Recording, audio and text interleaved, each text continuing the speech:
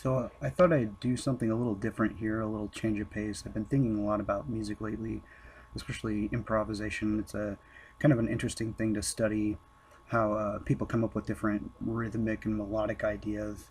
Um, for my part, my chosen instrument is guitar, and maybe someday I'll do a video about why that is. But I've thought a lot about how people improvise on guitar in particular, and I've noticed some common threads, especially among virtuoso guitarists. A really common pattern is for them to go up six notes on the scale they're playing and then switch to the note on the string right above and keep going adjacent. And it's kind of a weird pattern to see because it doesn't make a lot of sense.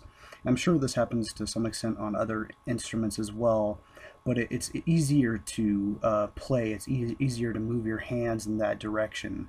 Now, I'm just going to do a really brief overview about guitar tablature and how to read it.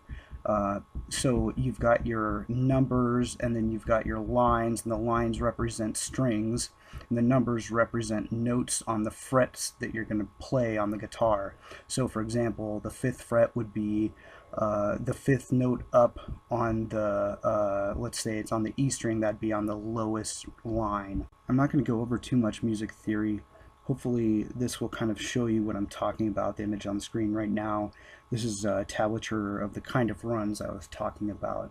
You can see that they'll play six scale tones, and then they'll start on the note on the next string that's exactly 1/4 above the note they first started on. Now, if you wanted to get smart, you could say that they're harmonizing the scale in fourths, meaning that every fourth note in the key is being placed on the downbeat. To me, that, technically that's true, but at these high speeds, it's not really, you're probably not hearing it, and moreover, fourths aren't a very interesting note to outline from an improvisational perspective. So I started thinking a lot about it because I wanted to come up with a pattern that you could play relatively quickly that would land with all of the chord tones on the downbeats. And so I started looking at different combinations and different ideas, and I came across something. And of course, I can't claim full credit for this. There's probably plenty of piano players who learned this early on, but I realized that if you play a scale and you start on the root note and then you go up 4 and then back down 2, you can do pretty much exactly what I was talking about.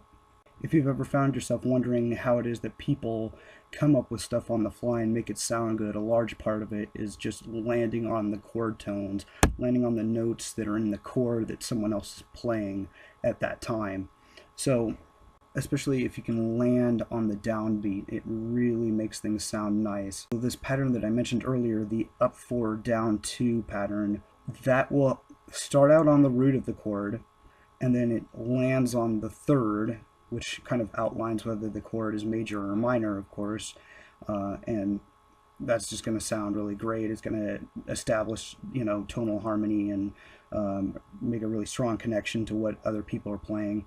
And then as you keep going, it'll land on the fifth, and then finally you'll get to the major or minor seventh.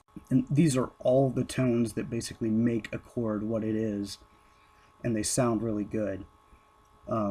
It's something I've been practicing a lot to try and use in improvisations when I'm playing, especially ascending, because it sounds pretty cool in like a solo or a lead part to ascend really fast with like a staccato line, and then start playing other ideas after that up on the higher strings.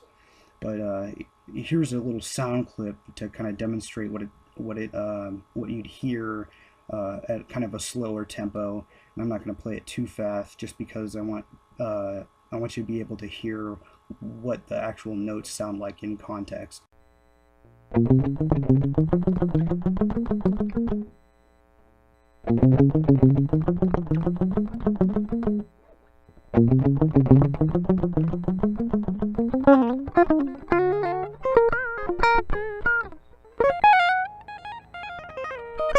And